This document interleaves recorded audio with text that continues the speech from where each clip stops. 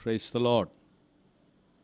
క్రీస్తునందు ప్రియమైనటువంటి దేవుని బిడలకును అమేజింగ్ గ్రేస్ యూట్యూబ్ ద్వారా వీక్షిస్తున్నటువంటి ప్రేక్షకులందరికీ ప్రభు అయిన యేసుక్రీస్తు నామమున శుభాలు తెలియచేస్తూ మరొకసారి ఈ రీతిగా మరొక అంశంతో మీ ముందుకు రావడానికి సహాయం చేసిన కృపగల దేవునికి వందనాలు తెలియజేస్తూ ఉన్నాను.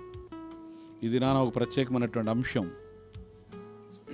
మన జీవితాల్లో జ్ఞానం యొక్క స్థానం, జీవితాల్లో జ్ఞానము యొక్క ప్రాముఖ్యత ఎంత అవసరమో బైబిల్ గ్రంథంలో కొన్ని విషయాలు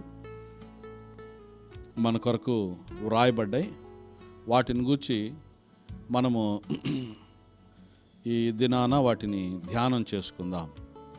సామెతల గ్రంథము 9వ అధ్యాయము మొదటి వాక్యంలో ఒక చక్కటి మాట వ్రాయబడింది. ఆ మాటని చదువుకుందాం. సామెతల గ్రంథము 9వ అధ్యాయము మొదటి వాక్యం ఏమనుందంటే, జ్ఞానము నివాసము కట్టుకొని దానికి 7 స్తంభములు చెక్కుకొని ఉన్నది అని అంటుంది. జ్ఞానమునకు 7 స్తంభాలు, 7 pillars ఫర్ ద విజ్డమ్. మన జీవితాల్లో జ్ఞానము అనేది 7 స్థానాలను ఆధారం చేసుకొని ఉంది. ఇలాగా అనేకమైన సంగతులు ఉన్నాయి. కానీ మన జీవితాల్లో ఏదైనా ఒక వ్యక్తి కట్టబడాలన్నా, ఒక కుటుంబం కట్టబడాలన్నా, ఒక సమాజం కట్టబడాలన్నా, ఒక దేశము నిర్మించబడాలన్నా, దేనికైనా సరే ఈ 7 పునాదులు, 7 స్తంభాలు అనేవి ఈ జ్ఞానముతో కూడినటువంటి 7 అనుభవాలు కట్టబడే ప్రతి దానిని లేక నిర్మిస్తున్నటువంటి దానంతటిని కూడా స్థిరపరచుటకు ఈ 7 స్తంభాలు మూలాలుగా, ప్రామాణికాలుగా ఉంటున్నాయి. కనుక నేను ఈ దినాన చెప్పదలుచుకున్నటువంటి ఒక విషయం ఏంటంటే, ఒక వ్యక్తికి గురించి కాదు కానీ, లేక కుటుంబం గురించి కూడా కాదు కానీ, ఒక సొసైటీని, ప్రస్తుతము సొసైటీలో అనేకమైనటువంటి పరిస్థితులు తారుమారవుతున్నాయి. ఈ తారుమారవుతున్నటువంటి ఈ పరిస్థితులలో మరలా చక్కబడాలి అనంటే ఇవి చాలా ప్రాముఖ్యమైనవిగా వ్రాయబడ్డాయి. అందుకోసమని మొట్టమొదటిగా నేను వ్యక్తికి కానీ, ఒక కుటుంబానికి కానీ, లేక ఒక సంఘానికి కానీ సంబంధించి కాక, సమాజం, ప్రస్తుతము పరిపాలకులు, నాయకులు, వీళ్ళందరూ కూడా చేస్తున్నటువంటి విషయాలన్నిటిలో అవసరమైనటువంటి 7 pillars, 7 స్తంభాలు, వాటిని గూర్చినటువంటి విషయాలు మీకు తెలియచేయాలని ఇది నేను మరొకసారి మీ ముందుకు వస్తున్నాను. 7 స్తంభాల్లో మొదటిది ఏంటంటే రిలిజియన్, మతము అన్నారు. రెండవది ఫ్యామిలీ, కుటుంబ వ్యవస్థ. మూడవదిగా ఎడ్యుకేషన్. నాలుగవదిగా బిజినెస్. ఐదవదిగా గవర్నమెంట్. ఆరవదిగా ఆర్ట్స్ అండ్ ఎంటర్టైన్మెంట్. ఏడవదిగా మాస్ మీడియా. ఈ 7 pillars అనేవి ఒక సమాజాన్ని ఎంత చక్కగా నిర్మించగలవో వీటన్నిటి విషయాల్లో మనము జ్ఞాపకం చేసుకున్నట్లయితే, ఒకటి రిలిజియన్ అనేటువంటి దానిని మనం గమనించినట్లయితే, ప్రతి ఒక్క సమాజానికి, ప్రతి ఒక్క వ్యక్తికి మతము జీవితంలో అవసరమైనటువంటిది.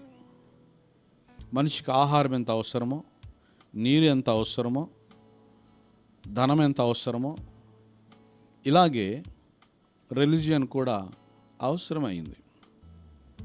అయితే ఆ రిలీజియన్ అనేటువంటి విధానం గమనిస్తున్నట్లయితే రైట్ బిలీఫ్స్, రైట్ డివోషన్ అనేది ఈ మతానికి సంబంధించినటువంటి మాట.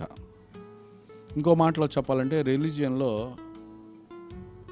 వర్షిప్ టేక్స్ ప్లేస్, ఆరాధన ఎంతగానో ప్రాధాన్యత సంతరించుకుంది. రిలీజియన్లో ఎక్కువగా మనం it is an divine knowledge, సమాజానికి దైవికమైనటువంటి జ్ఞానం కూడా అవసరమైంది. ఎందుకు అనంటే బియాండ్ హ్యూమన్ నాలెడ్జ్, దైవత్వములో నుండి మతములో నుండి మనకి మానవునికి మించినటువంటి జ్ఞానం ఈ ఆరాధనలో మనకి వస్తుంది. అంటే సూపర్ పవర్ అంటారు. మానవులుగా మన జీవితాలు ఏం చేయలేని పరిస్థితులలో సూపర్ పవర్ అనేది అవసరమైంది.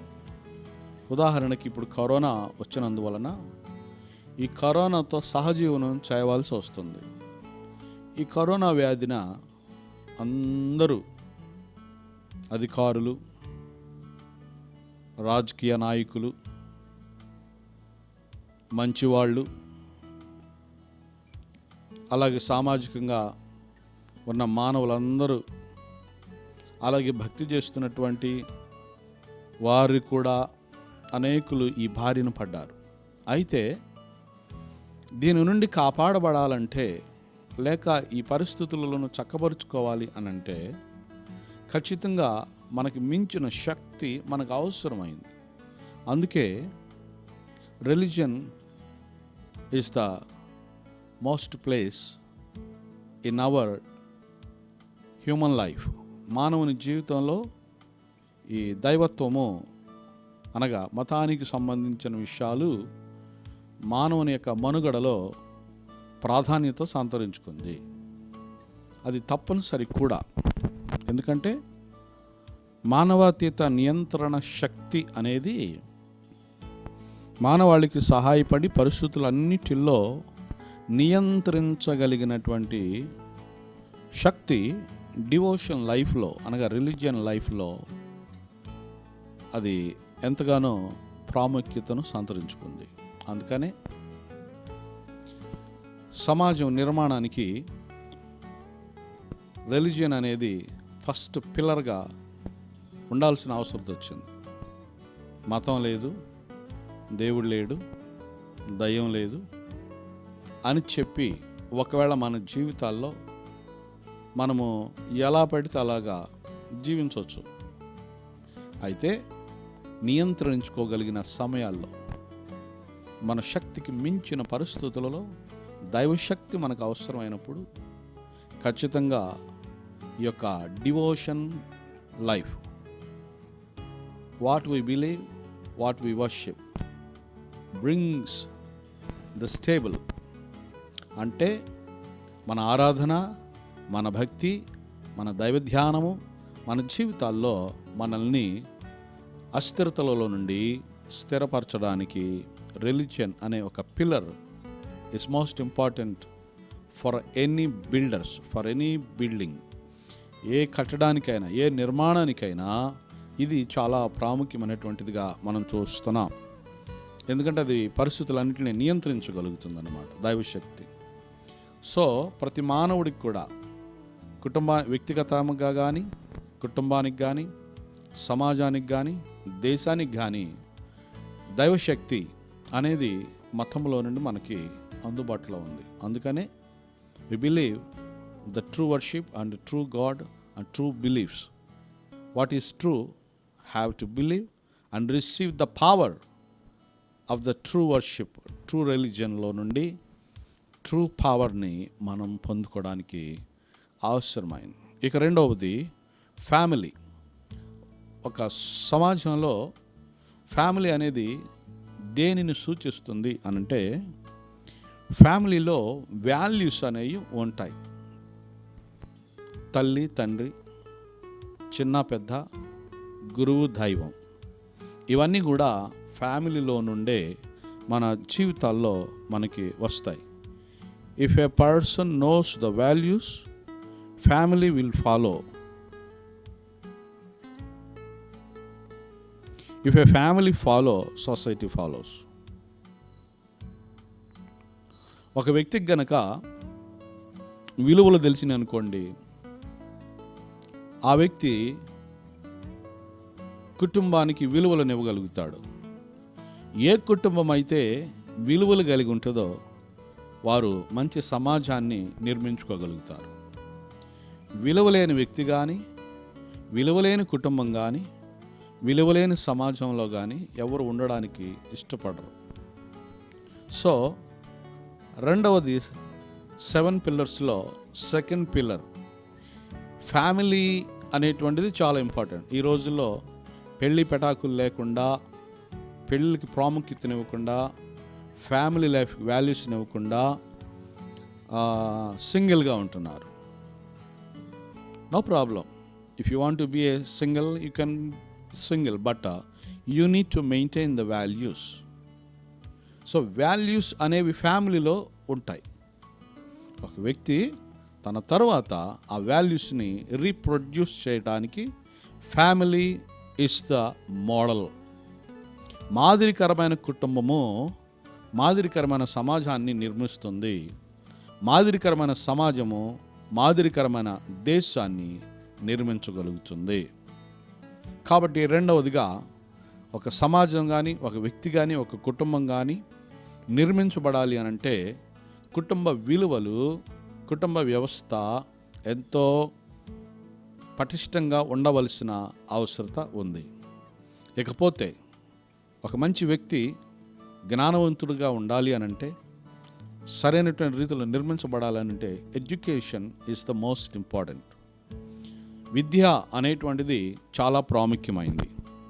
విద్య teachers people to lead systematic life. విద్య అనేటువంటిది మరి ఏం బోధిస్తుంది అనంటే సిస్టమాటిక్ అంటే క్రమబద్ధకమైనటువంటి జీవితం.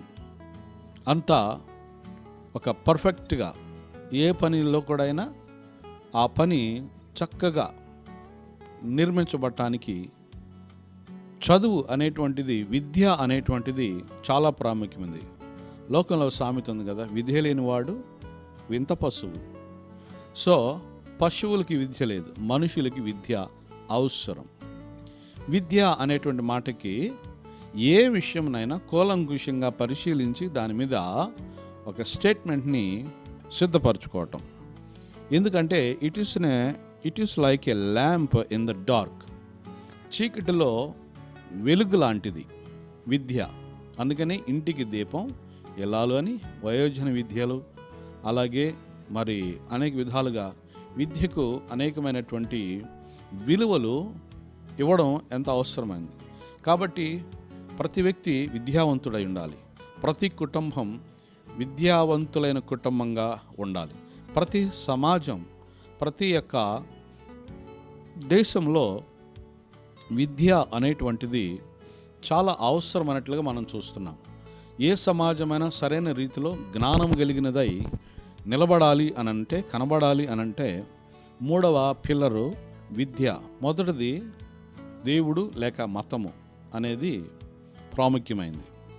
రెండవది కుటుంబ వ్యవస్థ ప్రాముఖ్యమైంది. మూడవదిగా విద్యా వ్యవస్థ ప్రాముఖ్యమైంది.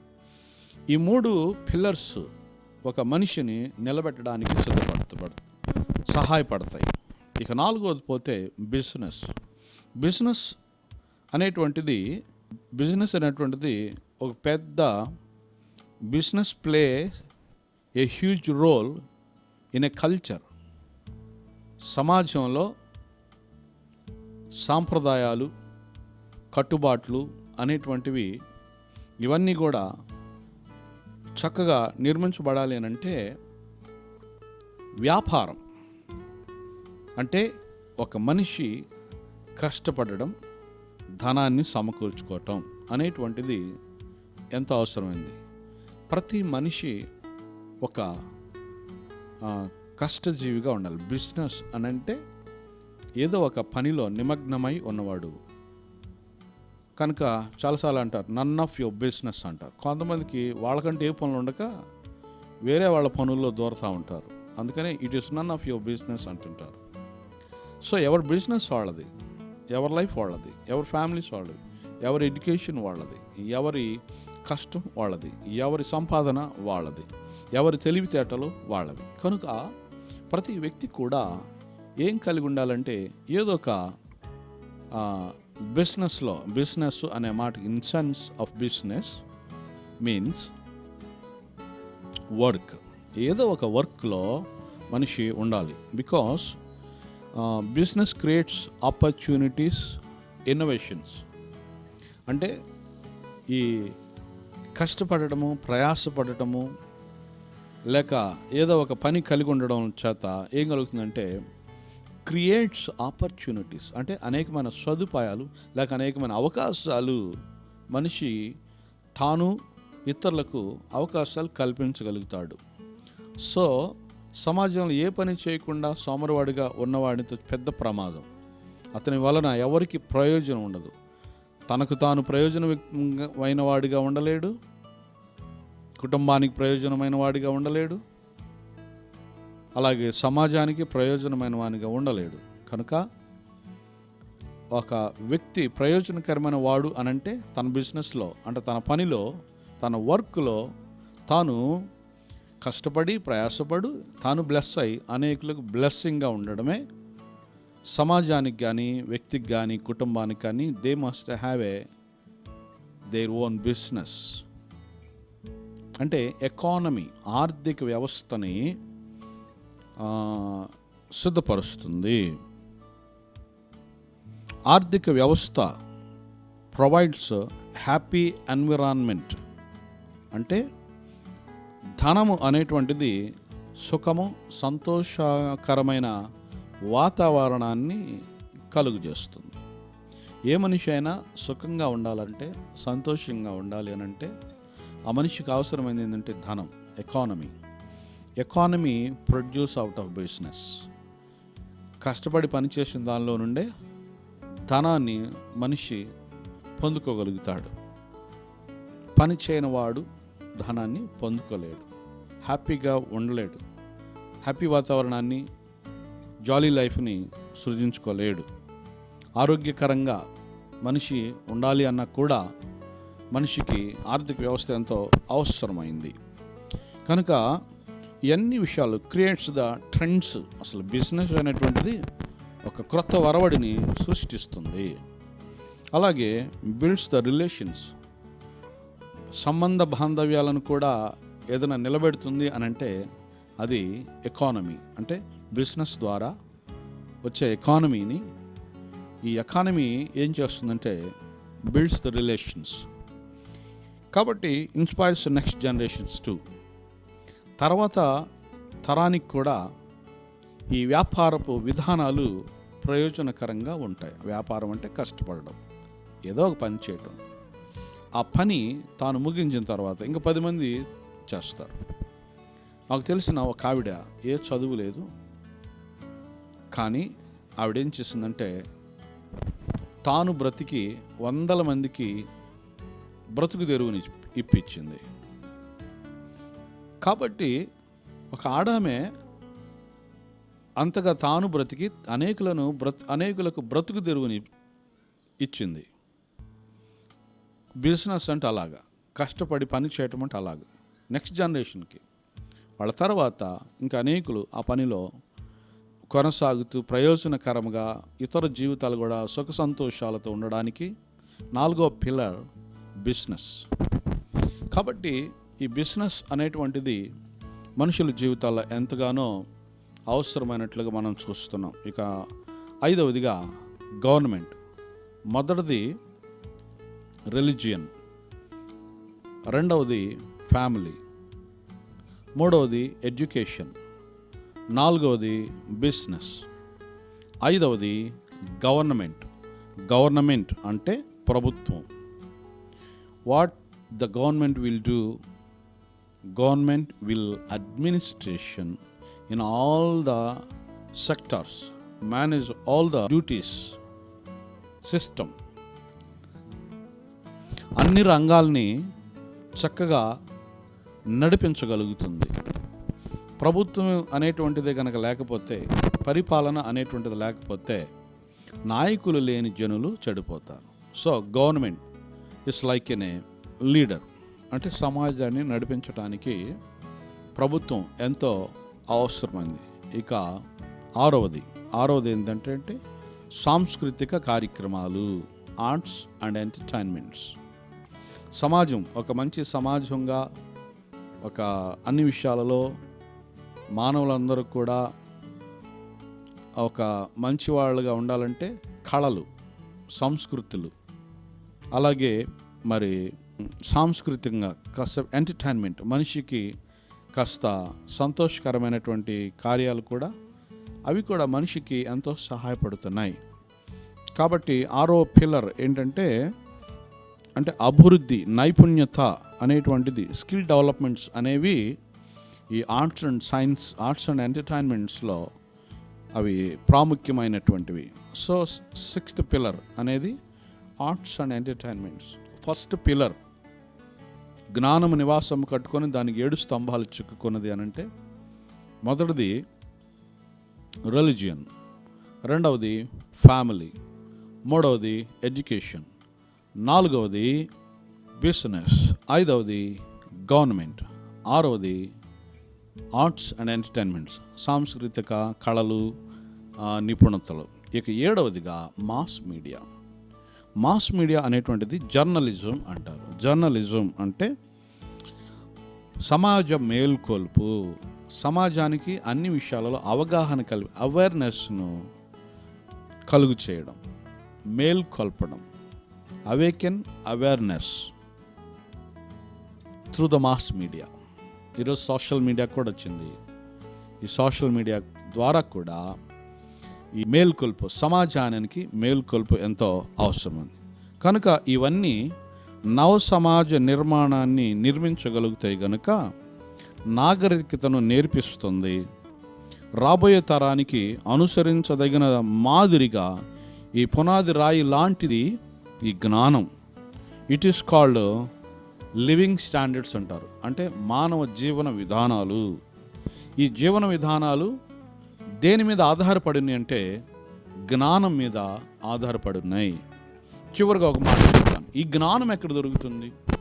సరే, బాగానే ఉంది, సమాజ నిర్మాణానికి జ్ఞానం అవసరమైంది. జ్ఞానం నివాసం కట్టుకొని 7 స్తంభాలు చెక్కుకున్నది. ఆ 7 పిల్లర్స్, ఆ 7 స్తంభాలు మనం విన్నాం. అయితే వీటన్నిటికి మూలము ఈ పిల్లర్స్కి ఏంటంటే జ్ఞానాన్ని ఆధారం చేసుకొని ఉన్నాయి. అయితే ఈ జ్ఞానం ఎక్కడి నుంచి వస్తుంది అని అంటే కొలస్సీ పత్రికలో, బైబిల్ గ్రంథం, పరిశుద్ధ గ్రంథంలో కొలస్సీ పత్రికలో బుద్ధి, జ్ఞానము, సర్వ సంపదలు దేవుని యందు గుప్తమయ్యున్నవి. యాకోబు పత్రికలు అంటాడు, మీలో ఎవరికైనా జ్ఞానము కొదువుగా ఉన్న యెడల దేవునిని అడగవలెను, అప్పుడు దేవుడు ధారాళముగా ఇస్తాడు. ఒక మహారాజు ఉన్నాడు, ఆయన పేరు సొలొమోను.